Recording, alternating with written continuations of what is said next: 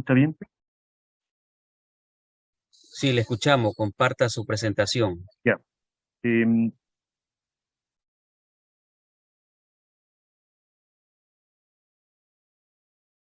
sí se puede visualizar ahí.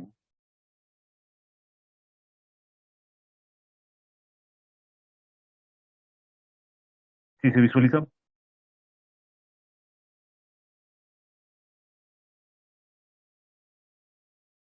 Bueno, no sé si es que se visualiza.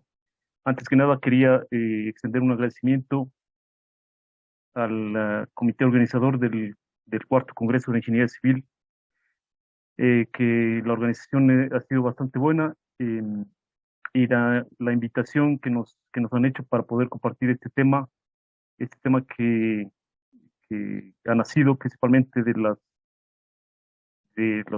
distintas reuniones que hemos tenido con los estudiantes en la universidad, la Facultad de Ingeniería Civil y Mecánica de la Universidad Técnica de Ambato, el cual es un análisis comparativo entre el límite líquido obtenido por Copa de Casagrande y el penetrómetro de cono en suelos finos.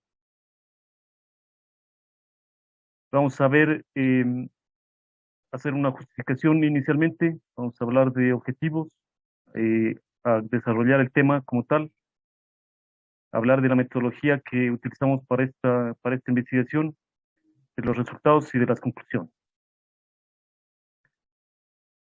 Bueno, primero, como les mencionaba anteriormente, el tema nació principalmente de la necesidad de encontrar un método alternativo al método de Casagrande que tenemos, que usamos usualmente aquí en el país, aquí en Ecuador y tal vez en algunos países de Latinoamérica, destinado a determinar el límite líquido de los distintos suelos. Eh, y como les mencionaba, partió la iniciativa de este proyecto, o la necesidad de hacer este proyecto, porque teníamos problemas en algunas investigaciones que hacíamos de suelos granulares. Teníamos algunos problemas de eh, que el límite líquido no lograba, como has dicho, se cerraba fácilmente la ranura en la copa, se cerraba fácilmente el rato que se daban apenas tal vez unos 10 golpes o menos. Entonces, previo a eso, nosotros ya habíamos hecho bueno, ya habíamos utilizado el equipo anteriormente, entonces sabíamos que este equipo de penetrómetro de cono es bastante interesante porque no depende de un número de golpes, sino depende de la penetración que tiene un cono de dimensiones dadas, de dimensiones especificadas, de un peso especificado en en la masa de un suelo. Que adicional a esto, también cabe mencionar que adicional a esto, mide de alguna manera una resistencia indirecta al corte de ese suelo, mediante la aplicación de unos factores del cono. Pero bueno, un poco como para introducir en el tema, para determinar las propiedades del suelo, los parámetros más importantes son la determinación del límite líquido y plástico, principalmente como la mayoría saben, para la clasificación de los suelos. Y se utiliza el método de Copa de Casagrande con el método estándar, con la norma STM D4318 de 2010 o las actualizadas. Aquí quería hablar también un poco, y vale también la pena a veces recordar quiénes fueron los promotores o quiénes fueron los inventores de estos métodos, como Albert Atterberg, que empezó sus estudios principalmente haciendo estudios de suelos, pero para fines agrícolas. Este mismo método de la Copa de Casagrande lo mejoró o lo aplicó ya a los suelos destinados a la construcción, Carter Sagi, y también Arthur Casagrande, que fue asistente de Carter Sagi, y a la final terminamos con que fue modificado posteriormente con la Copa de Casagrande que todos conocemos. Sin embargo, como les mencionaba, existe otro procedimiento alternativo para determinar este límite líquido denominado penetrómetro de cono, cuyo uso está respaldado principalmente por la norma británica BS 377-2 de 1990, y principalmente por el Eurocode 7, Geotechnical Design, que se utiliza en algunos países como China, India, Brasil, Francia, Estados Unidos, y que fue elegido como método estándar en Rusia, Reino Unido y Canadá. Cabe mencionar también que existen ya algunos estudios como el que nosotros hemos propuesto, como el que nosotros hicimos en esta investigación, referente a esta comparación entre el límite de líquido de copa de Casa Grande y el límite de líquido utilizando el método del penetrómetro de cono. Esta prueba de cono de Basilev es un método alternativo al de Casagrande para medir el límite líquido de una muestra de suelo propuesto inicialmente en 1942 por el investigador ruso Piotr Basilev, mencionado por primera vez en el estándar ruso GOST 5184 de 1949. A menudo se prefiere este método porque es más repetible y menos variable con diferentes operadores, como había dicho también anteriormente. Entonces, este método, que es propuesto en Rusia, por el científico Piotr Basilev, está normado en Rusia también y fue introducido en 1942-1949 con el equipo que ustedes pueden ver, un esquema del equipo que ustedes pueden ver en la diapositiva. Entonces, en nuestro proyecto, el objetivo general es realizar un análisis comparativo entre los valores que nosotros obtengamos con el límite líquido mediante el penetrómetro de cono y la copa de Casagrande.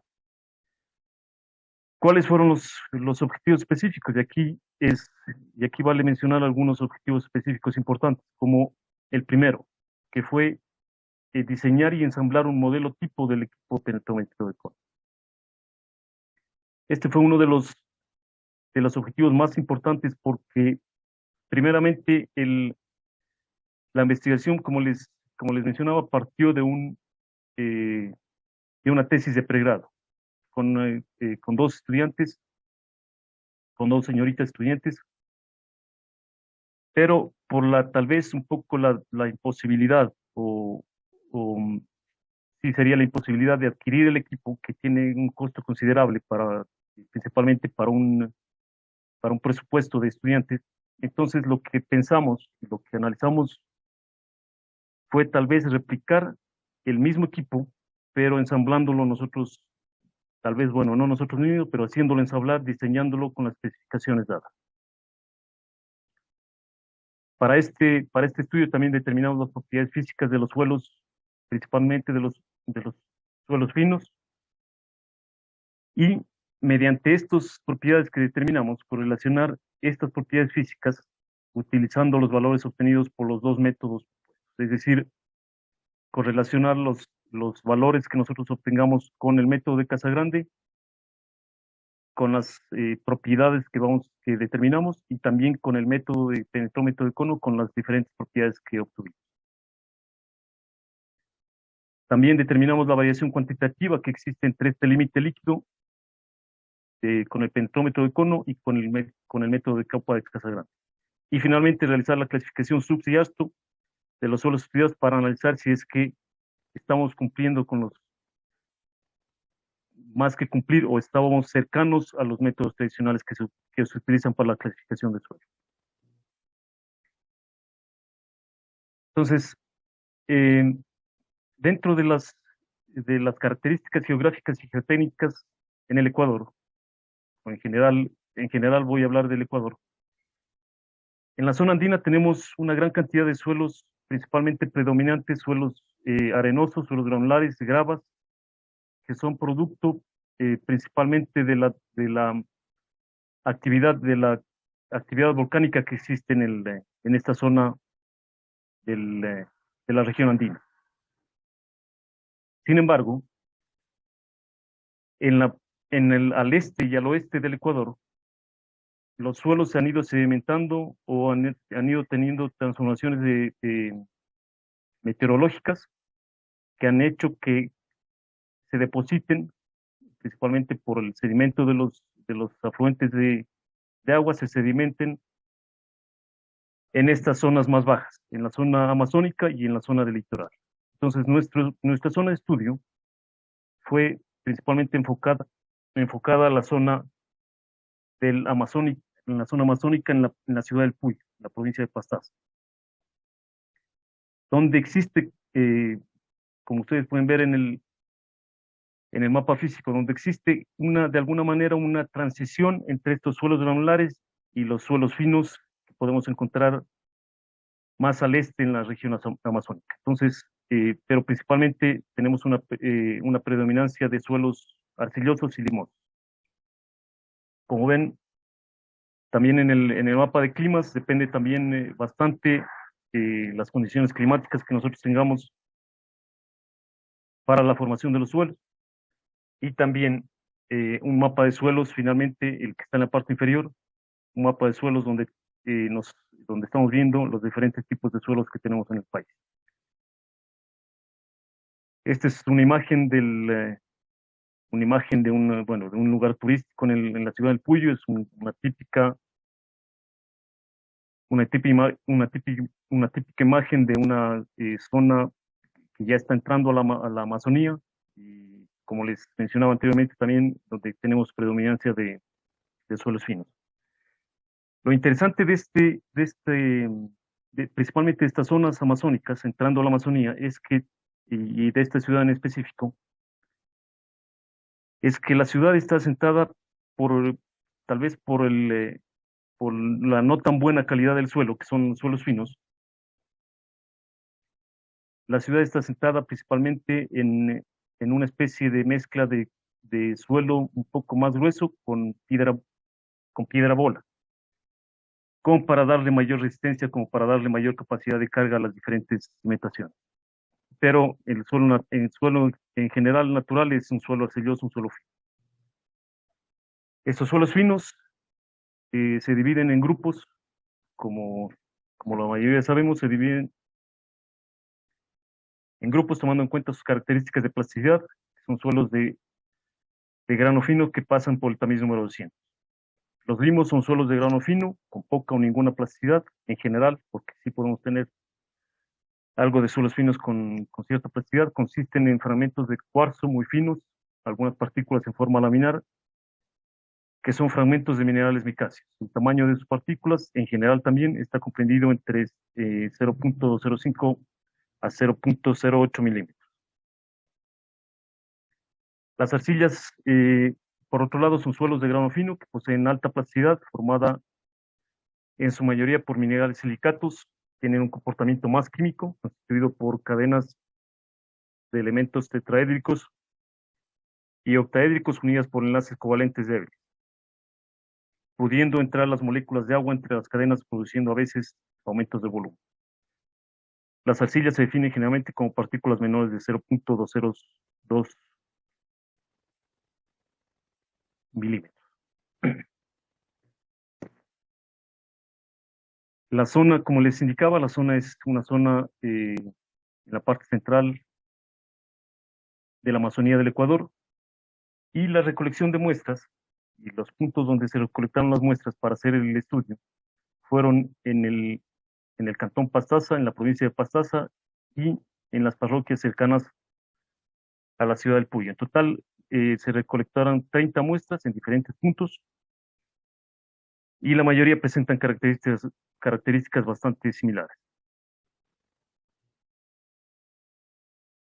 Entonces, lo que se hizo inicialmente fue, eh, como les decía, un muestreo de suelos. Ahí ustedes pueden ver en la imagen también la calidad del suelo que tenemos ahí. Es un suelo típicamente arcilloso, con una cantidad de humedad considerable, una cantidad dependiendo de la zona donde se hizo el muestreo, donde se hizo la extracción de la muestra.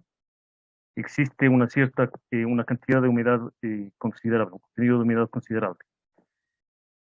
Principalmente porque la zona también es bastante frecuente las lluvias. Entonces los suelos en la mayoría de casos casi están en condiciones saturadas.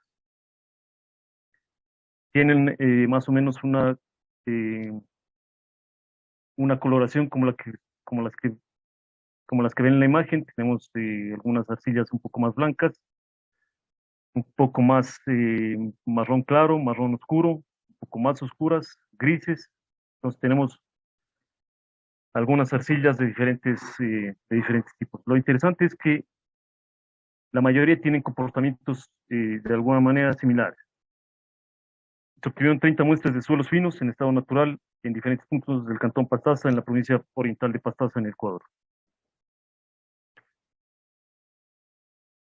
Luego, posteriormente en laboratorio, se determinó el contenido de humedad natural de cada muestra y los valores fluctuaron entre 36.7 y 264.4% de humedad. Esto es lo que les mencionaba anteriormente, que inclusive estos suelos llegaron a presentar humedades como las que ven ahí de 246.4% con un nivel de saturación bastante alto, un nivel de humedad bastante alto que sobrepasa el 100%. Es decir, en algunos suelos se podría decir que más existe agua en relación al volumen que los sólidos del suelo como tal. Se hizo también un análisis granulométrico y lo que pudimos observar es que la mayoría, como en la mayoría de las muestras, tenía eh, un 0% de grava, no teníamos, no teníamos un porcentaje de grava. El porcentaje de arena varió entre 22 y 47%, es decir, sí tenían un porcentaje también considerable, representativo de arena, pero principalmente el porcentaje de suelos finos, varió entre 56 y el 78%. Es decir, estamos dentro de lo que nos sugiere principalmente las dos normas de clasificación de suelos, como es la ASTO y la SUX, que es mayor al 50% en el caso de la SUX, mayor que 35% en el caso de la norma ASTO. Pero para este análisis granulométrico, lo que tuvimos que hacer es moler, si cabe el término, moler o triturar estos terrones de arcilla lo más finamente posible para poder tener una muestra lo más representativa también. Aquí lo interesante es que podemos realizar, aunque en esta investigación no lo hicimos, pero se puede realizar un análisis por hidrómetro también para ver partículas mucho más finas. Considerando que íbamos a utilizar principalmente para el método para la determinación del límite líquido, la porción que pasa el tamismo recurrente, entonces creímos inicialmente no conveniente hacer la granulometría por hidrómetro. Determinamos la gravedad específica también con valores que fluctuaron entre 2.65 y 2.90, que normalmente son valores eh, representativos para este tipo de suelo, de acuerdo a la literatura especializada. Para esto se hizo, como es común, una calibración del matraz con la curva que ustedes ven ahí y el procedimiento respectivo para determinación de la gravedad específica. Para la determinación del límite líquido con copa de Casa Grande, tuvimos que, igual de la misma manera, triturar la muestra para obtener partículas más finas, para obtener una muestra un poco más representativa, para obtener eh, de alguna manera una especie de polvillo más fino. Y con esto logramos pasar por el tamiz número 40, porque ese inicialmente es el objetivo, de acuerdo a la norma, porque los terrones, como ustedes vieron, eran bastante un poco grandes. Entonces, luego se hizo la mezcla con el agua respectiva, con los diferentes contenidos de humedad, y se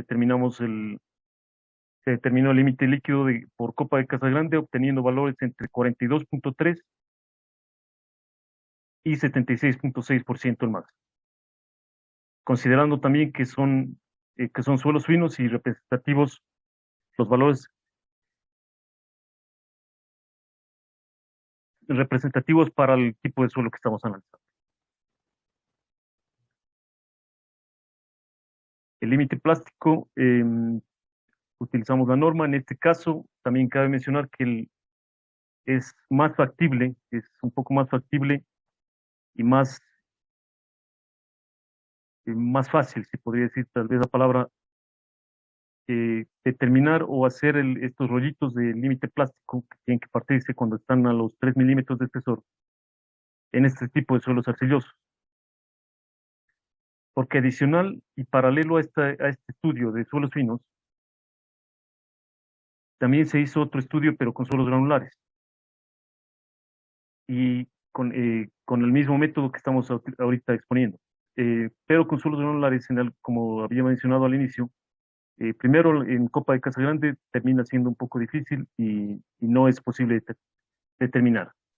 Y también en estos suelos granulares, como los que han tenido la oportunidad de hacer estos ensayos, que me imagino que son la mayoría, los rollitos en suelos granulares son bastante difíciles de lograr. Inclusive hay que ir poniendo gota por gota de agua en cada muestra de suelo.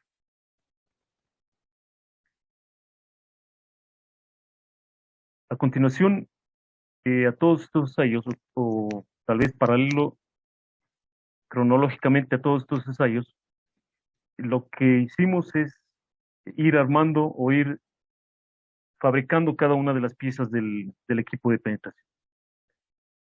Y aquí, eh, y aquí cabe mencionar que tuvimos algunas reuniones con las estudiantes que estaban realizando su tesis porque necesitamos lograr los pesos especificados en la norma, los diferentes pesos especificados en la norma.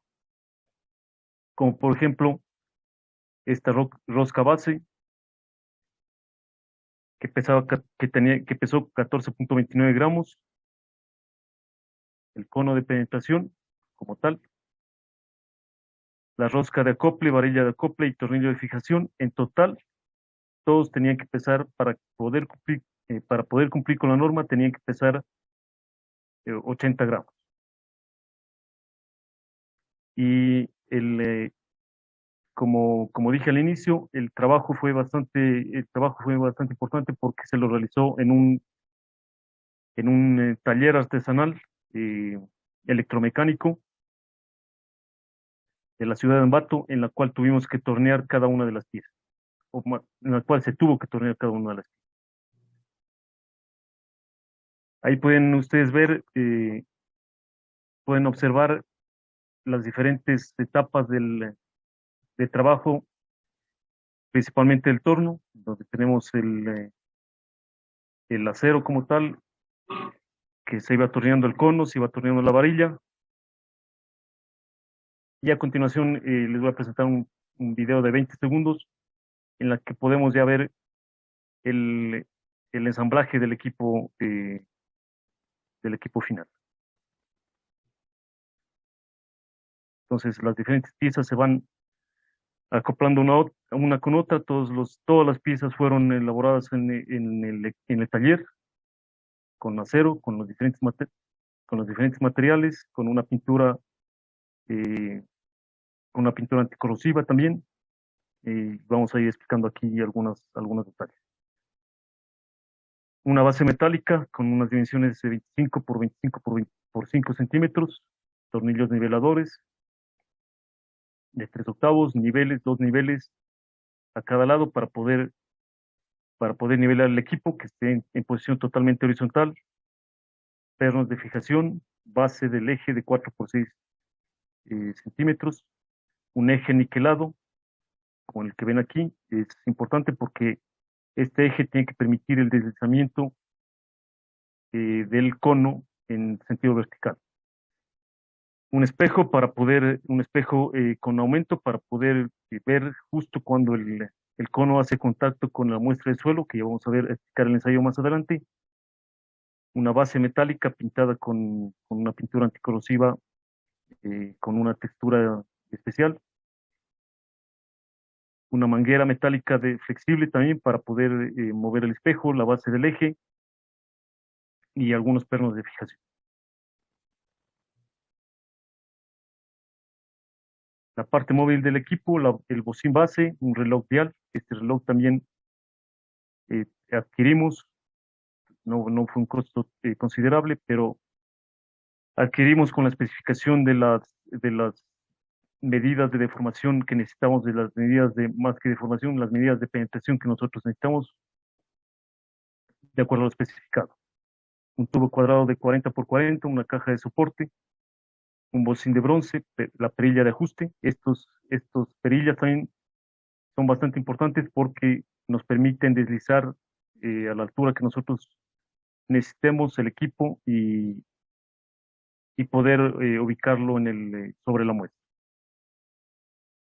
Un tubo rectangular de 50 por 20 y un seguro de varilla. Este seguro también lo que permite finalmente es deslizar verticalmente el cono, pero con movimientos con movimientos más pequeños.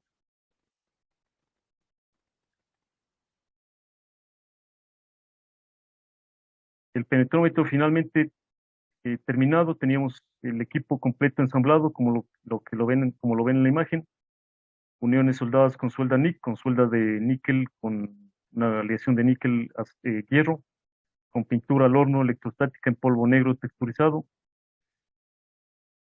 y finalmente el equipo quedaba como lo pueden observar.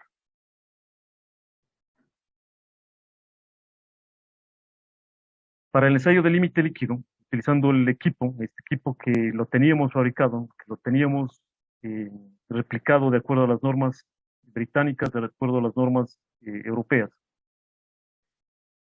El ensayo como tal consiste que una vez preparada la muestra para el ensayo, preparar la muestra significaba tamizar hacer pasar el suelo por el tamiz 40, mezclar con agua y colocar al ras en una taza de 55 milímetros, que también fue fabricada en el taller, de diámetro y 40 milímetros de profundidad. Se procede a medir la penetración en milímetros del cono en la muestra por un lapso de 5 segundos. En eso consiste el ensayo. Medimos la penetración que tiene en milímetros, que el cono penetra en suelo durante un lapso de 5 segundos.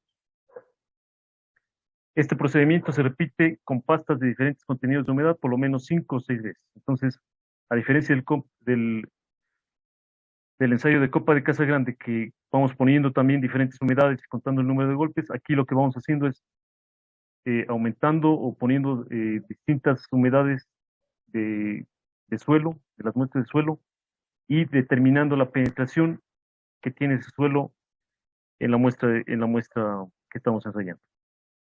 El límite líquido, eh, ya los resultados de las diferentes muestras tuvimos entre 49.1 y 84.1, bastante similares, bastante similares al límite líquido por copa de casa grande, con diferencias bastante bajas, de máximo tal vez fue en un 5%, en un 5%. Para determinar el límite líquidos, un poco explicando adicionalmente el ensayo, para determinar el límite líquido se traza una curva penetración versus contenido de humedad en escala aritmética de los valores obtenidos, siendo el contenido de humedad correspondiente a una penetración de 20 milímetros. Es decir, también es similar la gráfica que hacemos en el límite líquido obtenido por copa de casa grande. La diferencia es que esta es en escala aritmética, la de copa de casa grande es en escala logarítmica, y con los puntos que nosotros determinamos en el ensayo, a una penetración de 20 milímetros obtenemos el porcentaje de humedad que tiene ese suelo, y ese es el límite líquido con el penetrómetro del cono o con el cono de caída. O podemos también utilizar esta ecuación de la línea de tendencia. Entonces, finalmente, ya hablando de algunos resultados, hicimos primero una clasificación de suelos. Como ustedes pueden ver, tenemos una clasificación SUX, una clasificación SUX con penetrómetro de cono, una clasificación SUX con la copa de casa grande. Existe una diferencia en las diferentes muestras dentro de la carta de plasticidad. Sin embargo, la mayoría de los suelos están dentro de esta clasificación. Limos de alta plasticidad o suelos orgánicos finos de alta plasticidad. De acuerdo a la clasificación ASTO, también se acerca, bueno, están dentro de este rango de los suelos A75 y A5. Sin embargo, un poco la diferencia en cada muestra de suelo en la clasificación ASTO y difería con respecto al penetrómetro de cono y a la copa de Casagrande porque eh, principalmente por el cálculo del índice de grupo, el último número que tenemos el último factor o el último índice que tenemos en las diferentes clasificaciones de suelo. Y y a lo que queríamos llegar, lo más importante de la investigación fue esta relación que tuvimos, límite líquido determinado por la copa de Casagrande en las ordenadas y el límite líquido determinado por el penetrómetro de cono en las abscisas, con una relación bastante simple por mínimos cuadrados, en la que el límite líquido de copa es igual a 0.469 el logaritmo natural del límite líquido del cono más 0.8033, con un coeficiente de correlación del 0.82, 82%. Es decir, existe esto casi que estamos bastante seguros, bastante optimistas de que iba a pasar esto, pero tal vez lo más importante fue que lo obtuvimos utilizando el equipo que construimos en el laboratorio. Y aquí están algunos valores, como se puede observar.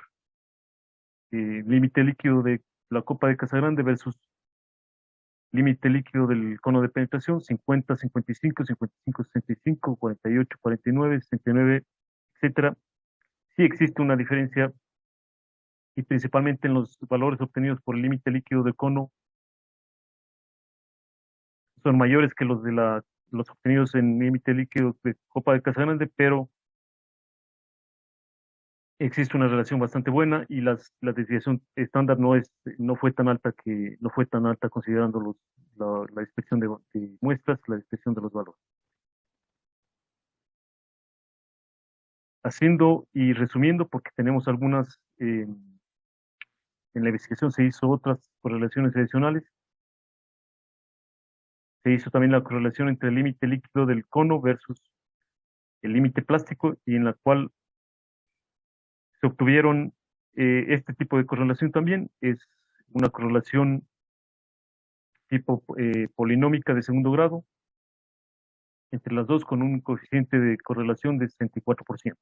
También existe una tendencia bastante interesante entre entre las dos variables, límite plástico y límite de cono, un poco menor el coeficiente de correlación, considerando la correlación que teníamos anteriormente con el límite líquido de la copa de Casagrande, pero em, si nosotros, por ejemplo, ensayáramos más muestras, tal vez este coeficiente de correlación aumentaría, o también si es que algunos datos que están dispersos, eh, con un criterio estadístico también adecuado, los descartaríamos, podríamos obtener mejores, podríamos obtener mejores coeficientes de correlación. La correlación también entre este mismo límite líquido de cono versus la gravedad específica, tenemos también una tendencia bastante buena, lastimosamente una tendencia bastante buena de los puntos, de los diferentes puntos de las muestras, con 28 muestras. Lastimosamente, para un tipo de regresión lineal, tenemos un coeficiente de correlación del 39%, es decir, un poco más bajo. Pese a que el suelo que se utiliza para los dos ensayos es el mismo, la muestra de suelo es lo que pasa el tamiz número 40, sin embargo, se tuvo esta dispersión. Em, las razones pueden ser bastantes, ¿no? Pero principalmente porque la gravedad específica, los sólidos están en estado saturado cuando hacemos el ensayo y otras variables más. Sin embargo, tenemos esta correlación. Y principalmente lo que queríamos mostrar aquí en esta correlación es que no necesariamente vamos a tener súper buenas correlaciones con todos los, eh, con todas las variables. Entonces, mostramos esta correlación. Otra correlación también entre el porcentaje que pasa el tamiz número 200 versus el límite líquido de cono. Con 22 muestras tenemos una correlación lineal con el 39%. Es con el límite líquido de cono versus lo que pasa el tamiz número 200. Aquí también otra de las razones, otras de las causas que podrían ser es que lo que pasa el tamiz número 200 es una fracción bastante fina. Lo que la muestra que utilizamos nosotros para el límite líquido de cono es muestras que pasan el tamiz número 40, es decir, estamos correlacionando muestras de alguna manera que tienen diferente tamaño de partícula. Podría ser una de las razones. Eh, Luego el gráfico tenemos como lo vemos en la imagen. Y finalmente, para concluir, podemos decir que el equipo construido funcionó satisfactoriamente y arrojó resultados bastante confiables de acuerdo a lo analizado con las correlaciones también y de acuerdo a las expectativas que nosotros teníamos. En la correlación límite líquido de la copa de Casagrande versus el límite líquido de cono se obtuvo un R cuadrado de 0.81, como lo indicamos, con una relación directamente proporcional entre las dos variables. Es decir, mientras la una aumenta, la otra también aumenta, como era de esperarse. Además, se calculó un factor de conversión promedio de 0.9199, con el que se puede obtener los valores del límite líquido de la copa bastante aproximados. Es decir, si nosotros en promedio tenemos los valores del límite líquido del cono de penetración, podemos calcular los valores del límite líquido de copa de Casagrande, ya sea utilizando la ecuación que presentamos o ya sea utilizando este factor de conversión. Pero obviamente hay que tener en cuenta algo, ¿no? Que esto es aplicado para los tipos de suelo que nosotros estudiamos, que están dentro de esa clasificación, que están dentro de esos rangos de valores de las diferentes propiedades. La correlación límite líquido de cono y límite plástico, como pudimos observar, tuvo un R cuadrado de 0.85. Bueno, en el gráfico teníamos un valor de 0.84. El 0.85 fue porque lo que les explicaba, se descartó algunas muestras para que este coeficiente mejore un poco. Esto significa que con el equipo construido también se pueden determinar valores de límite plástico bastante cercanos a los obtenidos en el ensayo. Utilizando los valores de límite líquido de ambos métodos, la clasificación sub no varía apreciablemente. Sin embargo, como pudimos observar, en la clasificación ASTO se observa una significativa diferencia debido a que los valores del límite líquido del cono son mayores a los límites líquidos de la copa de Casagrande. Por tanto, el índice plástico y el índice de grupo, IG, también se vieron afectados. Se puede concluir que el proyecto completo fue ejecutado por un equipo multidisciplinario, es decir, esto fue importante también, bastante comprometido con la idea inicial, porque, como dije en el inicio, partió de una idea inicial, partió de una necesidad, de una necesidad principalmente de una necesidad principalmente de determinar el límite líquido para suelos granulares, que son los que un poco más problema presentan, pero de paso quisimos analizar qué pasa con los suelos, como lo que estamos exponiendo en esta exposición. Es fundamental que la construcción y ensamblaje del equipo lo realice personal técnico calificado. Como observaron las imágenes, como observaron el video, el personal también que nos colaboró, los técnicos que nos colaboraron, los artesanos que nos colaboraron, porque son artesanos, se comprometieron bastante. Los costos fueron bastante bajos en relación a lo que decía un costo de un equipo comprado en una empresa, en un equipo de marca tal vez. Y entonces este compromiso también ayudó a que este equipo quede ensamblado, diseñado, construido de la mejor manera. A través de este equipo y con las ecuaciones de correlación obtenidas se puede establecer una metodología empírica para la determinación del límite líquido de las fracciones finas, tanto de suelos como de materiales de construcción. Es decir, como ustedes saben también, el límite líquido se determina para suelos como tal, para suelos, para los distintos análisis, para los distintos estudios de suelos, distintos estudios geotécnicos, clasificación de suelos, pero también para algunos materiales de construcción, como por ejemplo bases, subbases y algunos materiales de construcción, en donde se especifique tener límites líquidos dentro de un rango de valor. Y algunas referencias también de los estudios que ya existen, de los estudios que se han hecho.